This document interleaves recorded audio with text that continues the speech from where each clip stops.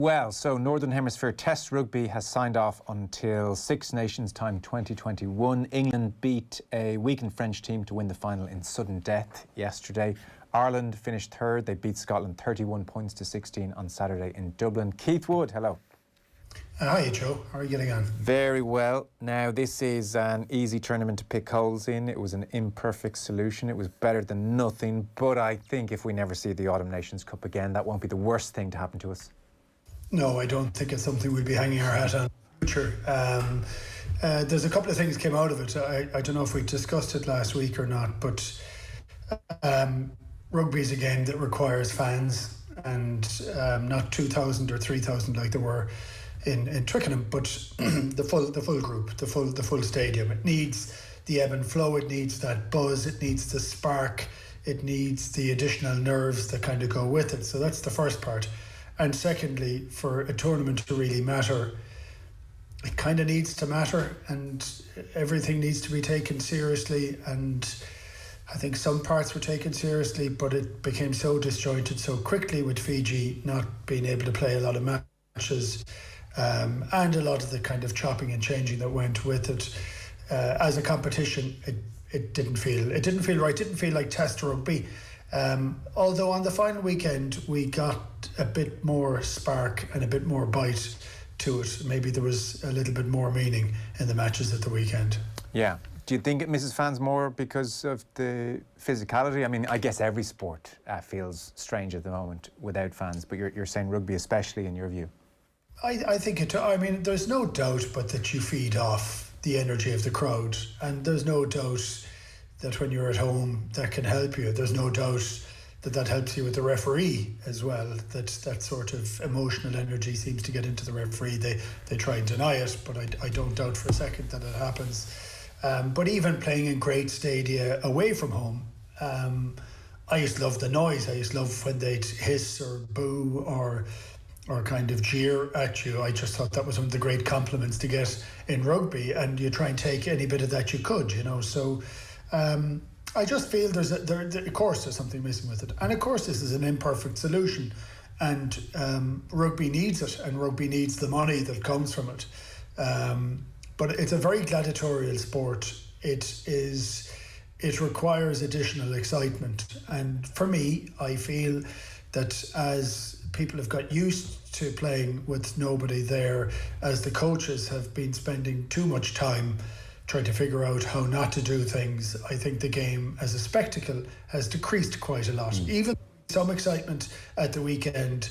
I thought at the very start, when New Zealand started playing matches, their inter-club matches that they had just coming out of lockdown, I thought the freedom that they played with, I said, wow, is this going to happen in the future? Is this something that we're going to have going forward? But as each game has gone on, it happened less and less and less to the total boring nature of England kicking the ball almost off the park for the whole of yesterday and winning, and the sad element of them winning when you see a youthful French team trying to do something a bit different. And of course they kick it too, but it's not this constant, let's just kick it and start again. I'm sorry, that's just not entertainment. And Eddie Jones came out again today saying, listen, that's disrespectful to the players. No, it's not. It's showing him the level of disrespect he probably deserves for getting a team just to kick the ball constantly.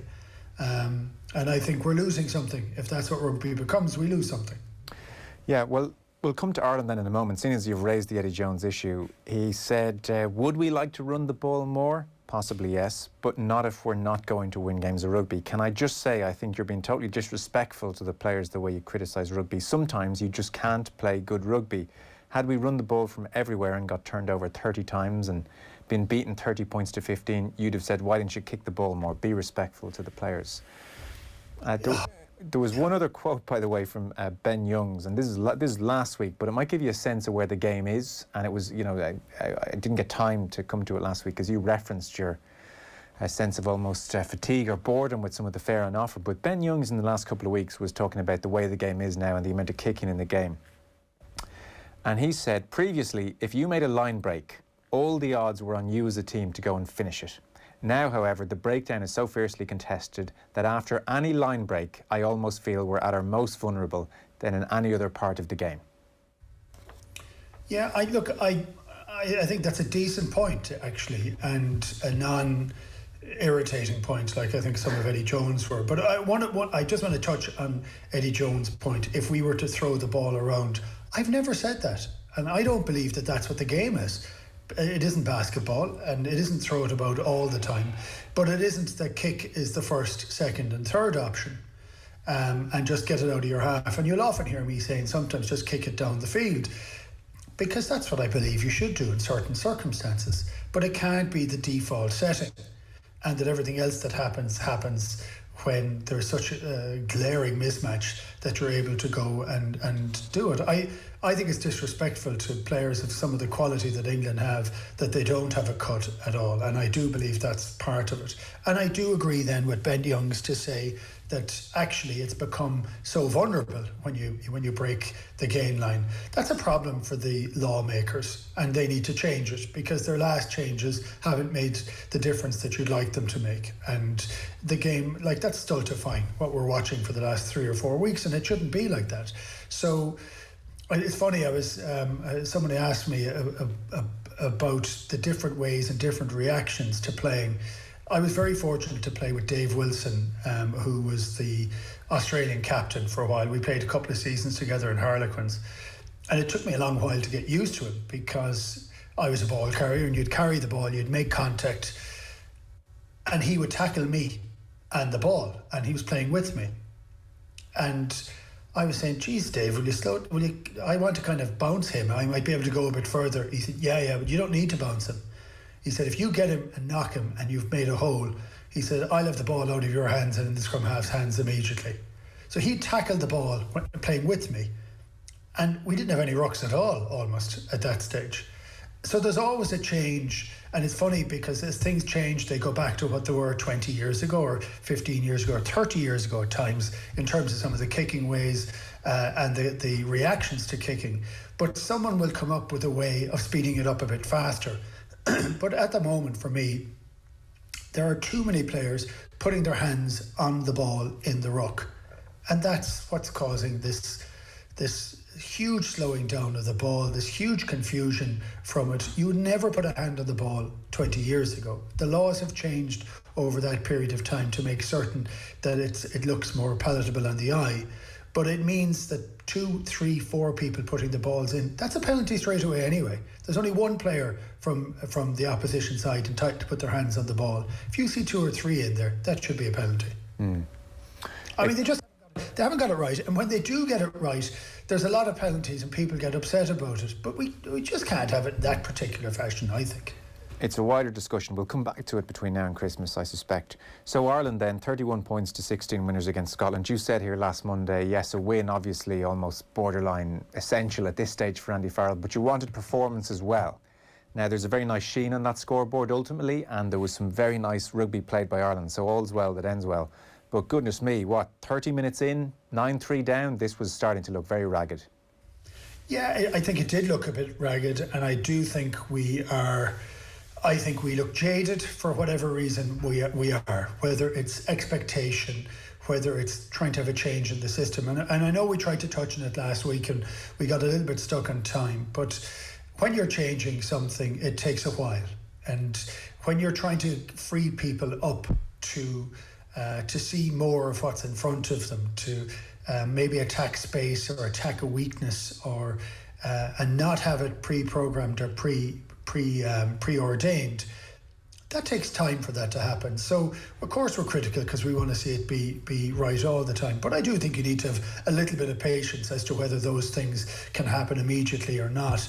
I think too many times we're not looking like we're not looking like we mean it, and that'll be read wrong in every way, but we're taking the ball into contact. But maybe it is that fear of getting a proper break. Maybe we do want to target somebody in the chest to make certain that we can just win the ball back straight away and not have a risk of losing it. But at the moment, we have a level of uncertainty in how we're playing. So we're not accelerating into contact. We're not accelerating and off-stepping off the point of contact very much.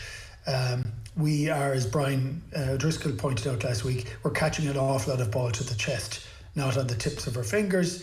And that means we are limiting our options almost immediately when that happens. So I thought we played pretty well at the weekend. I thought our discipline was an awful lot better. I thought Scotland were poor, and I couldn't get over the fact that they didn't put a hard press defence on Ireland. I couldn't get over that, because that is the one defence that puts Ireland under huge pressure. And so I thought it was a good game for us, and I thought we scored some good tries. I thought players showed a level of higher energy than they had. Now, not the whole team, but enough of players to do it. And I thought we were comfortable winners of the game. So for me, it was a much better performance. As I said time again on this one, if we can use this autumn to try and bring ourselves onto a next level or make a few changes that are happening.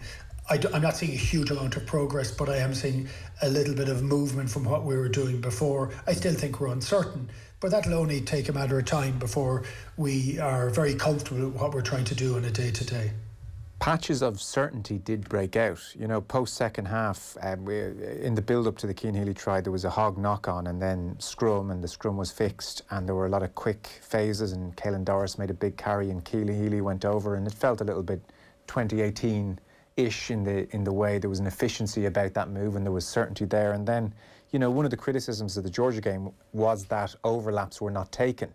And we saw in the Keith Earls try in 50 minutes to go 25-9 up. It was Henshaw to O'Mahony. Great hands from O'Mahony, you know, brilliant stuff. And out to Earls, and he finishes very well. And that was a taking advantage of the overlap. And it was, you know, 25 points to 9. There was a ruthlessness to that, which was good. So in those patches, what were we doing well? I thought our handling was better in those patches. I also thought our pace was better. Our pace of the ruck was better. It comes back to ruck. It always comes back to ruck in many ways, doesn't it? Well, I think it comes back to quick ball. It comes back to guys doing the right thing at the right time, and technically the right thing at the right time. And look, for the last year of Joe Schmidt's reign, I think the game had moved away from the game that we were playing. And I know England have maybe taken that on to a new level where everything is that preordained, that you'll only do certain things within about 15 or 20 metres of a line. And I don't agree with that for rugby anyway. But I think the game had moved away from what was so successful for us in 2018. And I also think that everybody was gunning for us and knew what we were trying to do. And if they stopped us at source, that we weren't going to be able to play at all. But so we're now trying to play more for gaps and space and see the game on its merits, and that is going to take a period of time. I don't doubt that. I'm not uncomfortable with that, because I think that's a better route for us to play, because it depends on what the opposition are doing in a lot of cases, and you're able to pick holes in that, hopefully, if you get hands up. But for me, in that 20 minutes, there was about 25 minutes of the second half where we ran with purpose. And even if it wasn't going into contact, people tried to accelerate and put something onto the ball. And also their handling was pretty much hand to hand. And that makes a big difference. But I would always say this, every time, ever since he came on the scene, the joy that there was in Thomond Park and that there is in Lansdowne Road when you see Keith Earls with a little bit of space, because he's absolutely electric. He's 33 years of age now. He still is electric. He still has that amazing turn of pace.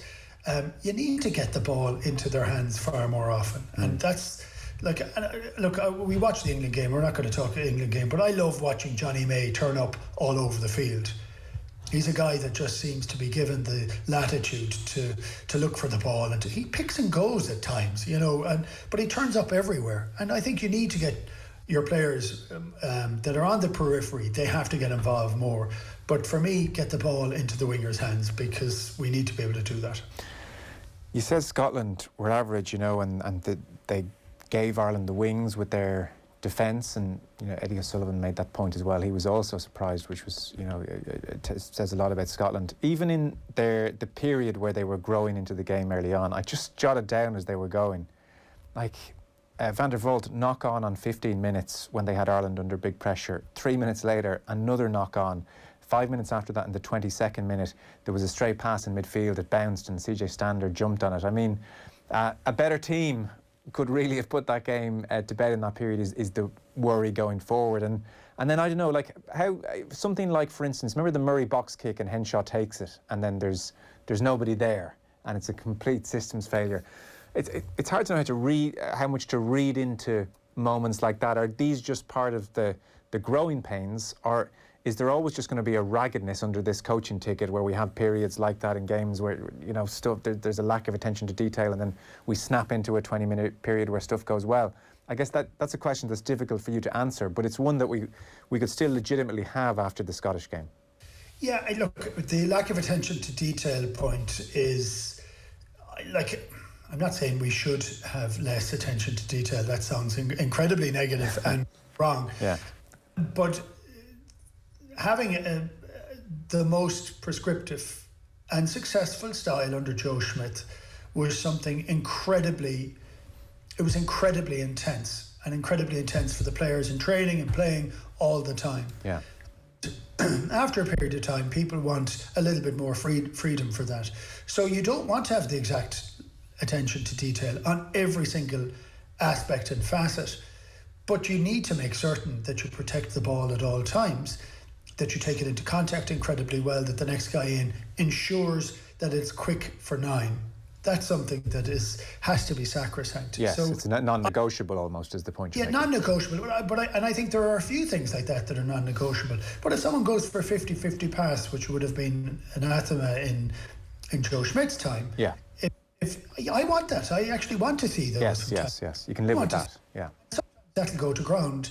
And if people say that's awful, that's a disgrace. People say too many things are disgraces, by the way. That's just the ball the ground. You know, there are going to be things that will, but I don't think we should be critical of that type of change. We haven't seen enough of that type of change. Would be my point. But look, I look at Scotland, and you highlighted 3 or 4 mistakes, and one of the things and they were talking about psychologists during the week, one of the great things you have is from the psychology when you're playing, is that when you make a mistake, you never compound it. You know, you don't try and do something incredible next time. You don't force the next one. You don't force the next pass. You don't go for an incredibly speculative kick. You just try and do the next thing really well and simply. So you get yourself emotionally back into the game, and that's something that has to happen. And one of the points I was trying to say, and you half shot me down last week, which was fair enough, was when we were talking about the passion that's required to the game. And I was trying to get across for the idea that, especially when you're trying to change things, there's a couple of things that are non-negotiable. And one of them is being absolutely on the right pitch when you run out onto the field, that you're mentally at that space where you're fully focused and you have yourself very clear, very aggressive, the passion in a right point of where it fits, so that you know you're able to meet whatever comes at you straight away.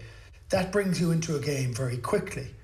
Sometimes you go into a game with a lot of plays or a lot of thoughts going around your head, and you don't hold the ball in the forwards for a while, or goes wide for the first 5 minutes. You don't get into the game. Yeah.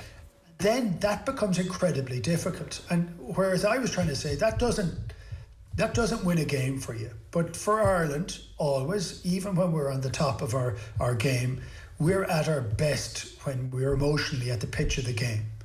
And I think at times when we change things, we lose that a little bit. Yes, no, that makes sense. And I think, Paul O'Connell has made that point in the past, that you can almost forget that tone that you need when you're juggling too much in your head.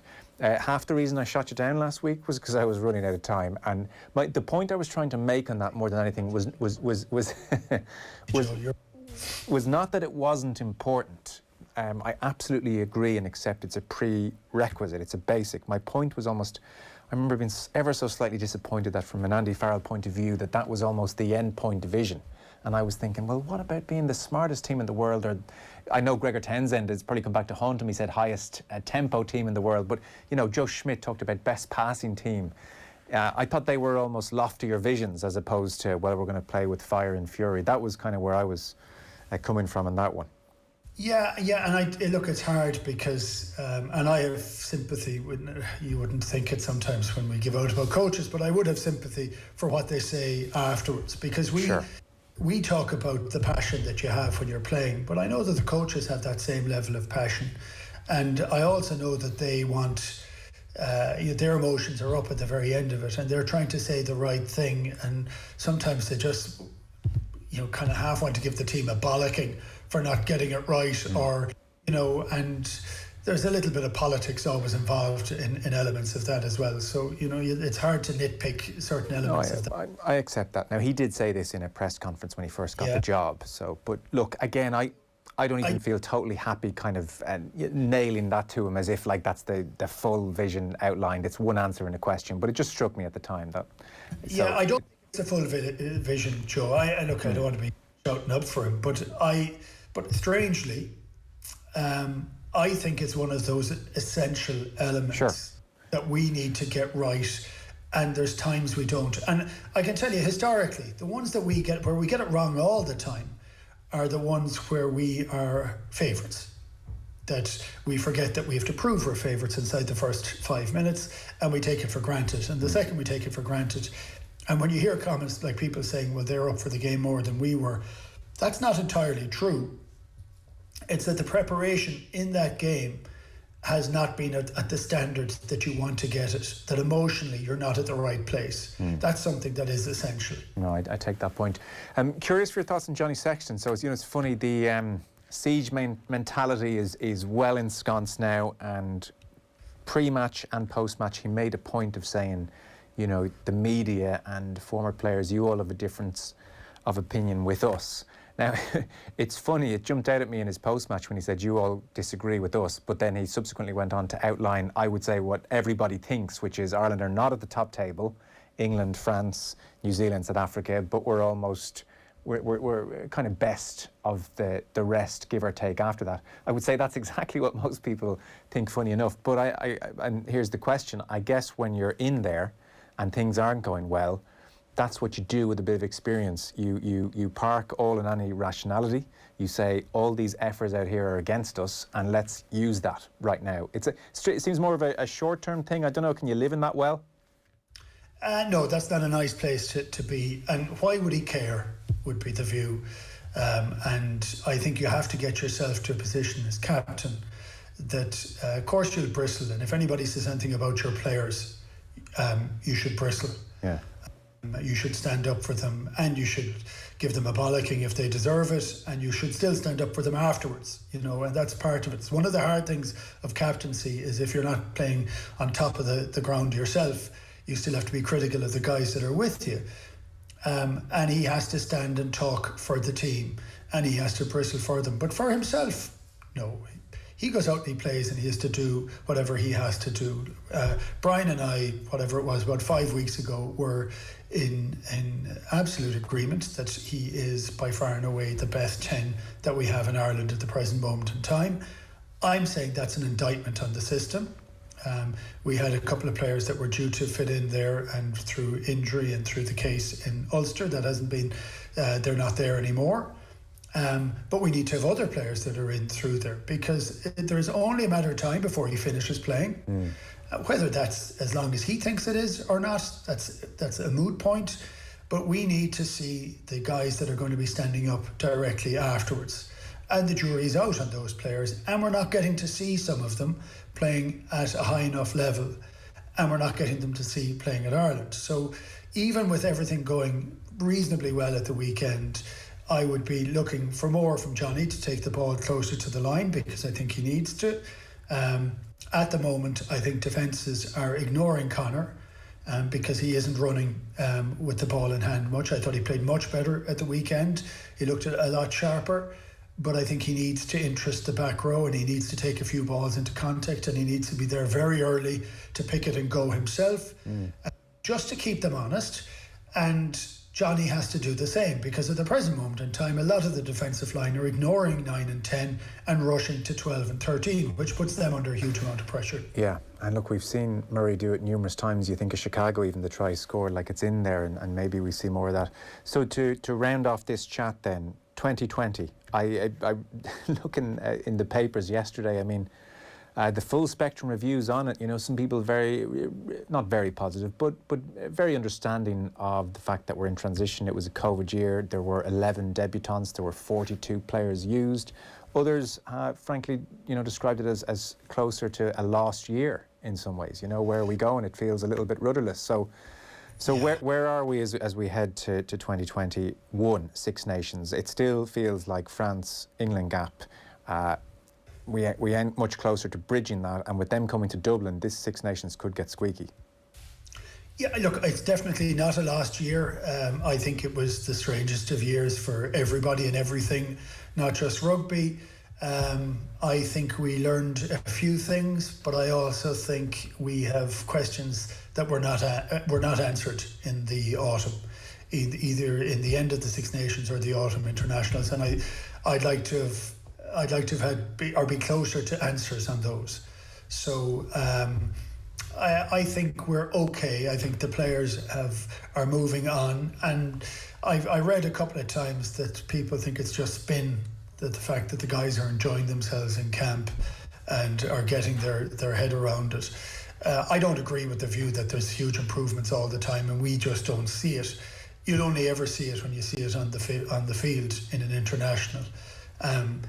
But that's all we're interested in, actually. And that's all anybody's interested in, is to see what happens on that field. Like enjoyment is a funny concept when it comes to professional sport. Andrew Trimble has talked brilliantly over the last couple of years about how being totally and utterly out of his comfort zone and probably not enjoying it in some ways brought the best out of him under Schmidt. That was the standard he demanded, and it was demanding, and I accept what you're saying about how sustainable that is long term with players. But you know, enjoyment is, enjoyment doesn't guarantee winning, you know, and not enjoying it and feeling under a lot of stress at times under Schmidt led to great things.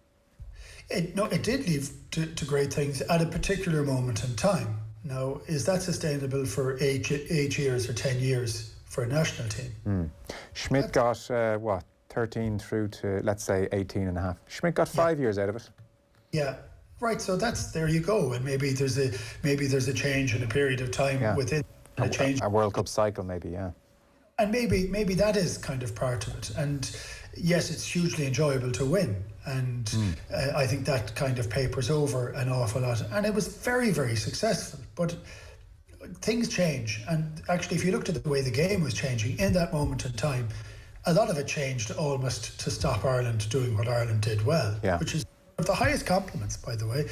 Not that it's any good to us, because by the time we got to a World Cup, we were turned inside out and upside down. And so that was a huge issue, and became a huge issue for us. So, look, I look at this and think that I like Andy Farrell as a guy. So I think, and this isn't a blokey inside club or anything like that. He's a very good rugby guy. People would say he's a rugby league guy rather than a rugby union guy, but he's a really good rugby guy. He understands what makes it tick. He's an incredible competitor. He also believes that you're supposed to really enjoy yourself when you're doing it. That's very different from the last one again. So that'll take a bit of time to get in. A lot of the players now are used to the idea, young guys that have come through, that this is the only way to do it, where you're under pressure, you're under stress, it's constant, it's incessant, and this will drive you to the next thing, and that's the only way. It's not the only way, all right? And if there was, I don't know that there'd be that much joy in the game. It is an incredible way, and it has a period of time, and it can be very successful, and it has been an Irish perspective, but this is going to be a different way. Whether that will be as successful or not, there's a lot, I don't know, but we're missing a lot of players that were at that time in 2018. And if some of those come back in, I think we become a much stronger team. But I like the idea of a loosening of the reins. Okay. I still want a high level of discipline, but not maybe as preordained. Okay.